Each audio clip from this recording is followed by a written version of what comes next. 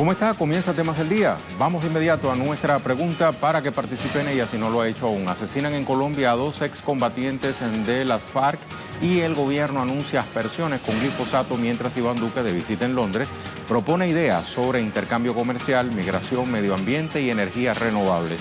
¿Qué tal? Opinen. 2 asesinatos a excombatientes de la FARC se registraron la víspera en Colombia. En paralelo, el gobierno anunció que retomará las aspersiones con glifosato, mientras el presidente Iván Duque, como le acabo de decir, prosigue su gira por Europa. Su llegada a Reino Unido fue recibido por protestas de colombianos residentes en ese país. Acompáñenos a conocer nuestro primer tema del día. Tras su llegada a la víspera a Reino Unido, el presidente Duque sostuvo un encuentro con la primera ministra Theresa May y el príncipe Carlos, así como empresarios y parlamentarios. Abordaron temas relacionados con el comercio, las inversiones y el combate al narcotráfico y medio ambiente, mientras que temas sensibles como la desigualdad y el asesinato sistemático de más de 660 líderes sociales en Colombia no figuraron como parte de su agenda.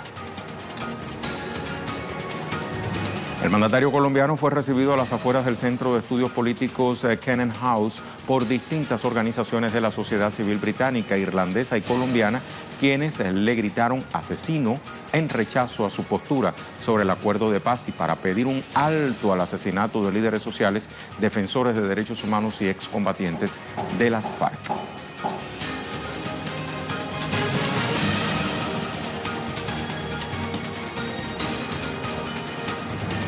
Le invito a revisar el perfil de los 2 excombatientes asesinados en Colombia durante la gira del presidente Duque en Europa.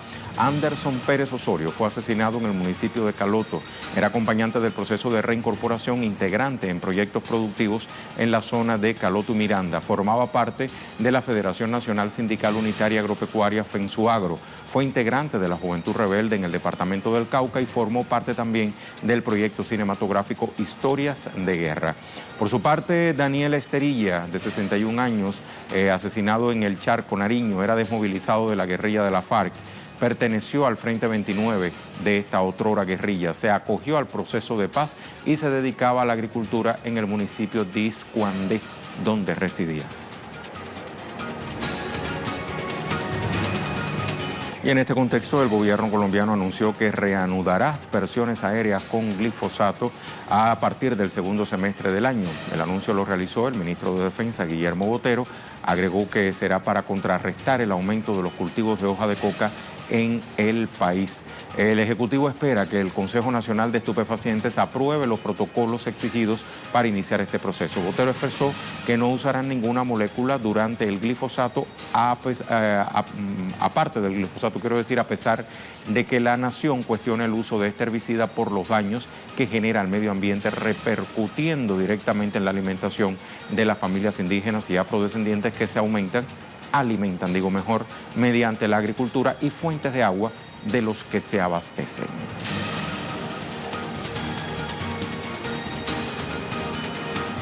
La actualización la tenemos desde Bogotá con Tatiana Portela. ¿Cómo estás, Tatiana? Esta visita del presidente Duque en medio del creciente panorama de violencia en Colombia no ha sido sino el momento propicio para que se amplíe la denuncia social contra el Ejecutivo colombiano. Por un lado, ante su inacción frente a la ola de asesinatos y a la disidencia, y por otro, por la aplicación, como acabamos de ver, de políticas que van contra lo firmado en La Habana. Cuéntanos más, por favor. Un saludo para ti, Rey, y para todos nuestros televidentes. Así es, pues lo que se viene dando en Colombia y en el exterior es la doble discurso, o el doble discurso más bien del presidente Iván Duque. Mientras él sostiene ante la comunidad internacional que se encuentra implementando los acuerdos de paz, cumpliendo a cabalidad con el proceso de paz, pues otra cosa es la que se ve en realidad en los territorios. Y esto que usted ya mencionaba sobre lo que anunció el ministro de Defensa, incluso el mismo presidente Iván Duque en su gira sobre la nueva, o más bien, cómo se va a generar nuevamente en próximas semanas la aspersión aérea con glifosato, que además de perjudicar a las comunidades indígenas, campesinas y afrodescendientes, también va en contravía de los acuerdos de paz, porque recordemos que uno de los puntos fundamentales de ese acuerdo era llegar a eso mismo, a conciliaciones o acuerdos con las comunidades para la sustitución voluntaria de esos cultivos ilícitos. Entonces, esta decisión va en contravía de ese proceso de comunidades que están firmes en la sustitución de cultivos ilícitos, pero que necesitan otro tipo de cultivos para sobrevivir, para subsistir en esas regiones tan alejadas del país, en donde no hay carreteras óptimas para poder transportar los alimentos que se podrían realizar en esos territorios. Pero a eso adicionalmente, ya usted lo mencionaba, el día de ayer tuvimos que reportar los 2 asesinatos de los exguerrilleros de la extinta guerrilla de las FARC, exguerrilleros que se encontraban en proceso de reincorporación. Y otro punto fundamental es el tema de eso mismo, de la reincorporación, que en estos momentos no ha dado grandes avances. Es decir, la mayoría de la reincorporación de estos excombatientes o estos exguerrilleros se da porque ellos mismos han implementado proyectos productivos o porque en su defecto la comunidad internacional ha apoyado estos proyectos productivos. Pero en realidad, en el fondo, sobre la manera en que el Estado colombiano debe garantizar esta reincorporación de estos excombatientes, pues no se ha dado a la mayor brevedad como debería estarlo tras la firma del acuerdo de paz, tras estos 3 años de la firma del acuerdo de paz. Y a eso se le suma que frente a estos 2 asesinatos, Rey, hay que señalar que no se ha dado ningún pronunciamiento por parte del mismo presidente Iván Duque o alguno de sus miembros, como el ministro de Defensa o la ministra del Interior, señalando, lamentando o incluso aduciendo de qué manera van a frenar estos asesinatos sistemáticos en contra de los excombatientes e incluso de los líderes sociales. Recordemos que con los 2 asesinatos del día de ayer se suman 137 exguerrilleros que han sido asesinados, que todavía no se sabe por qué grupo armado. Los líderes sociales y las comunidades que viven en los territorios que están siendo afectados por estas olas de violencia, pues sostienen que son bandas sucesoras del paramilitarismo, e incluso también en esos momentos también se ha evidenciado también como el Ejército de Liberación Nacional y algunas disidencias, pues también hacen parte, en menor proporción, pero hacen parte también de esos asesinatos de líderes sociales. Según la Fiscalía General de la Nación, el ELN o el Ejército de Liberación Nacional es el mayor victimario de estos líderes sociales. Sin embargo, otra cosa es lo que evidencian las comunidades en los territorios, en donde dicen que hay alta presencia de esos sucesores del paramilitarismo, bandas criminales y narcotraficantes que están azotando sus territorios, y es que no se entiende cómo, si hay alta presencia de las fuerzas militares, todavía estos sucesores del paramilitarismo andan o más bien caminan tranquilamente por estos territorios. Por eso entonces una cosa es lo que se muestra ante la comunidad internacional o lo que dice el presidente Iván Duque en términos de implementación de los acuerdos de paz, y otra la realidad que se vive en los territorios colombianos. Muy ilustrativo eso que acabas de explicar, Tatiana. Muchísimas gracias. Hasta la próxima. Tatiana Portela nos ha acompañado desde Bogotá. Revisamos entonces la pregunta del día.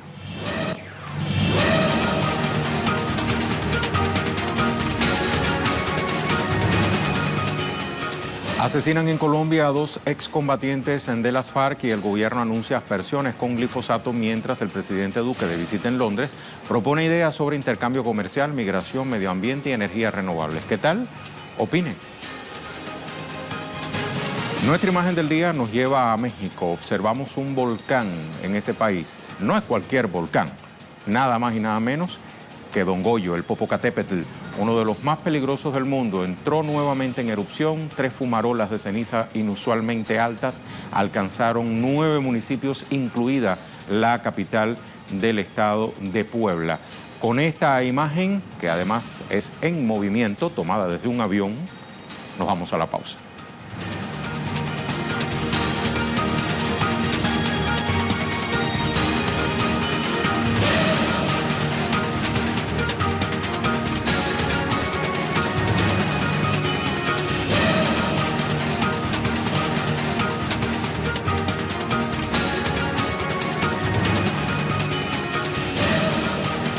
El presidente de Estados Unidos, Donald Trump, presenta este martes en el estado de Florida su campaña para la reelección durante las presidenciales de noviembre de 2020 frente a 20.000 de sus más fieles partidarios.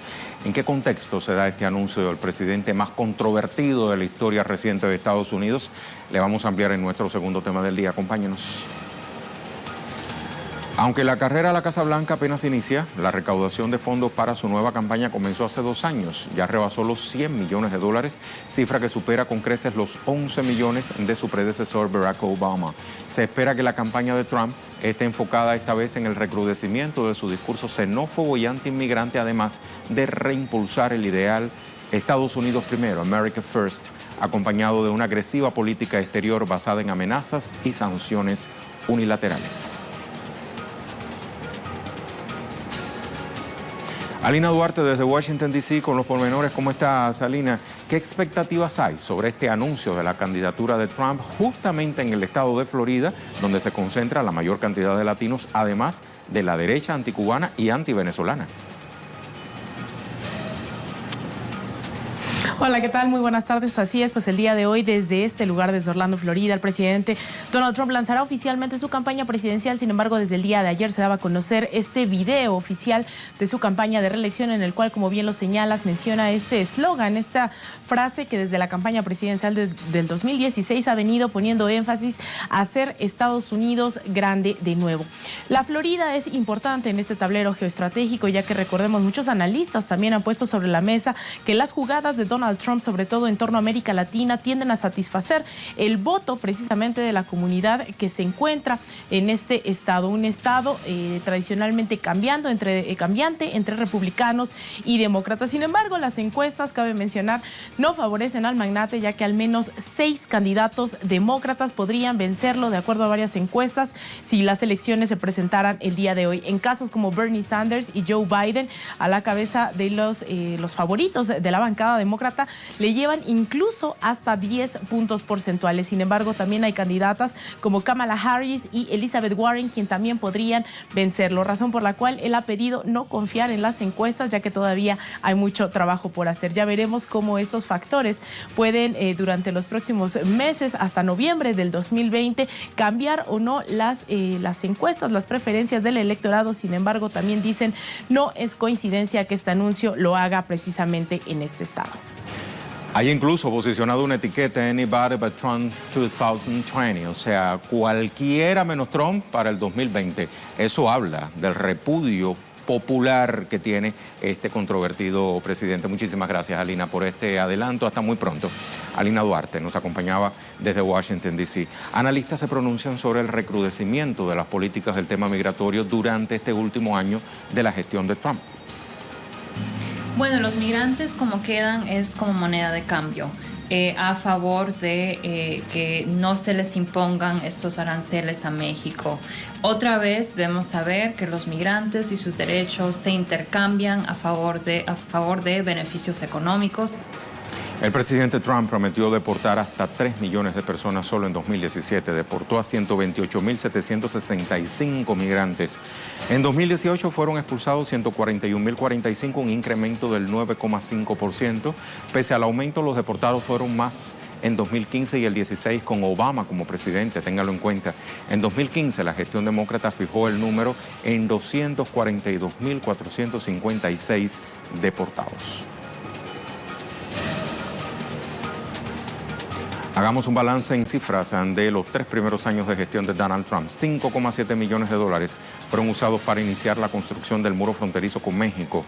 Tuvo el cierre de gobierno más largo en la historia del país, que dejó a 800.000 trabajadores sin sueldo por más de un mes. Aproximadamente 13.000 niños se encuentran detenidos por cruzar ilegalmente la frontera con México. El 1%, que representa a los más ricos en Estados Unidos, es beneficiado por la reforma fiscal aprobada en 2017.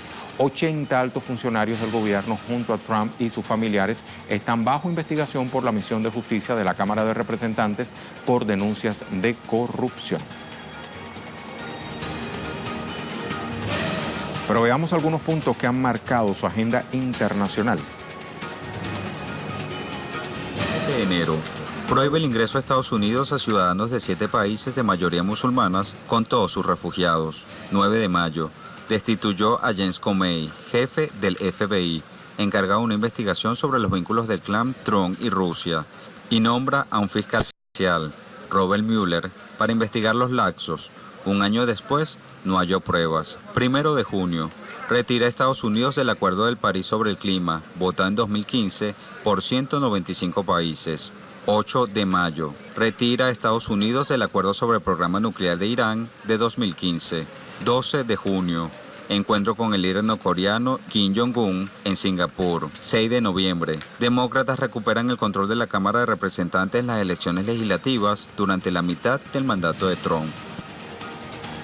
El mandato de Donald Trump se ha caracterizado también por sanciones y bloqueos que insistentemente varias naciones han denunciado ante la comunidad internacional como terrorismo económico. Desde 2017 el gobierno de Trump ha impuesto contra Venezuela al menos 150 medidas coercitivas unilaterales con el propósito de generar un clima de desestabilización y zozobra en el país, además de limitar la calidad de vida de la población.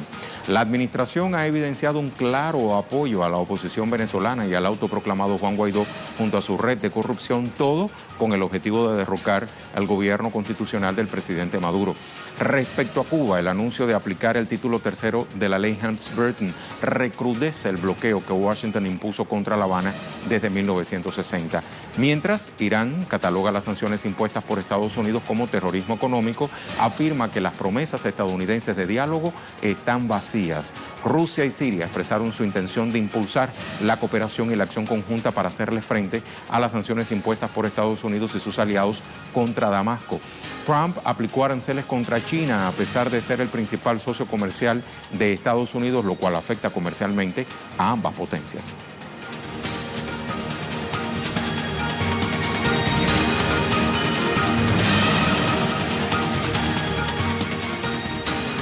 Le hablamos ahora de otros temas que también son noticias este martes. Pasamos a las cuentas Twitter de nuestros corresponsales. Por ejemplo, Osvaldo Sayas.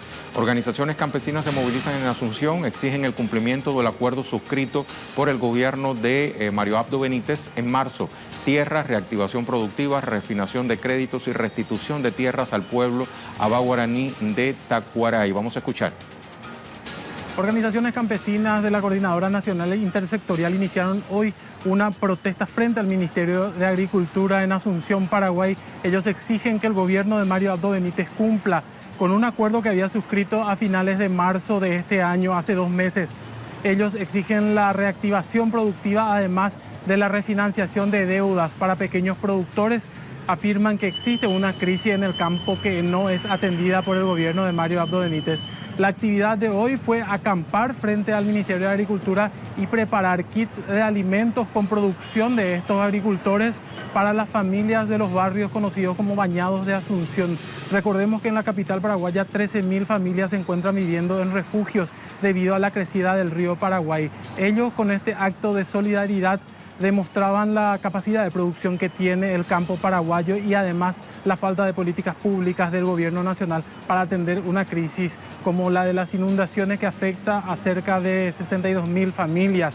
Ellos permanecerán en Asunción de manera indefinida hasta que el gobierno de Abdo Benítez atienda sus reclamos. Una de las reivindicaciones a las que se había comprometido el gobierno nacional es a la restitución de las tierras ancestrales de la comunidad indígena Tacuaray del pueblo abaguaraní. Tampoco ha cumplido el gobierno de Mario Abdo Benítez. Ninguno de estos puntos acordados han sido cumplidos efectivamente, según dicen. Es por ello que permanecerán aquí acampando y desde mañana iniciarán marchas, protestas caminando alrededor del centro de Asunción. Eso es lo que se espera en estos días aquí en Asunción, Paraguay.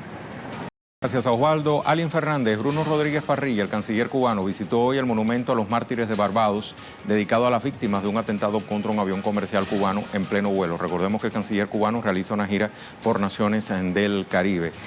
Siria, a continuación, Hisham Wanous, el ejército árabe sirio, después de la liberación de Idlib, promete avanzar para la liberación del Golán sirio de ocupación israelí. Damasco denuncia que las políticas israelíes y la decisión del presidente Trump violan las resoluciones de la ONU.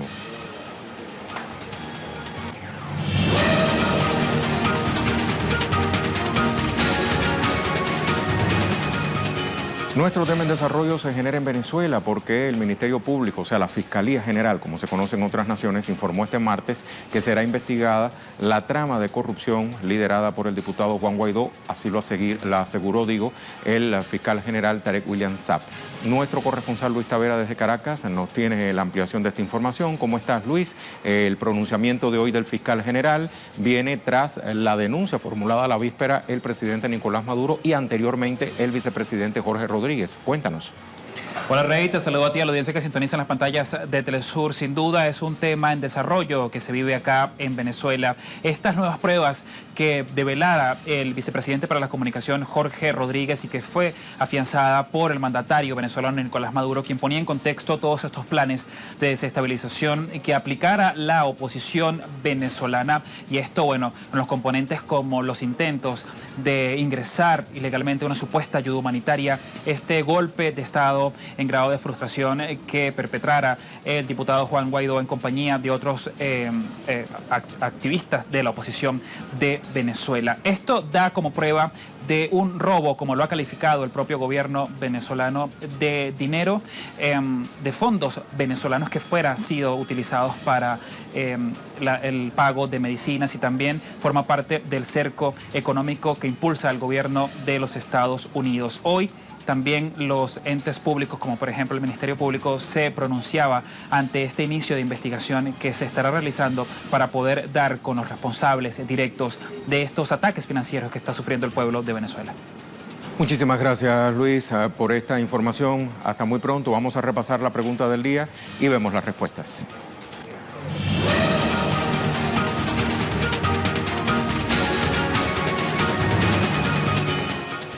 Esta era la pregunta. Asesinan en Colombia a 12 combatientes de las FARC y el gobierno anuncia aspersiones con glifosato, mientras que el presidente Duque, de visita en Londres, propone ideas sobre intercambio comercial, migración, medio ambiente y energías renovables.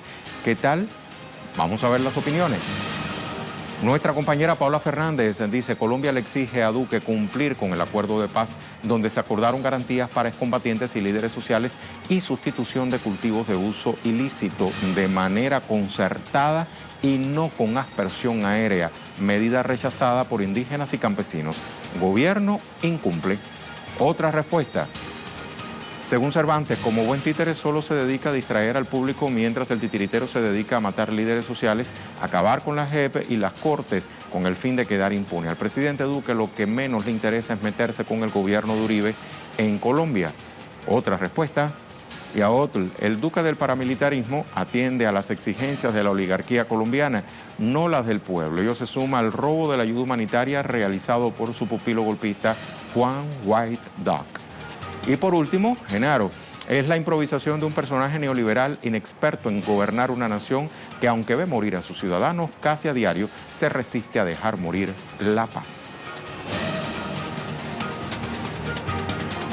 Muchas gracias por su participación. Nos vamos a dejar, como siempre, con el video web del día, producciones audiovisuales que puede conseguir compiladas en la cuenta en Facebook de Telesur. Hoy le mostramos la forma en que la gastronomía sustentable contribuye a la independencia alimentaria de las naciones, además de la salud de los ciudadanos. Con esas imágenes, punto final por hoy.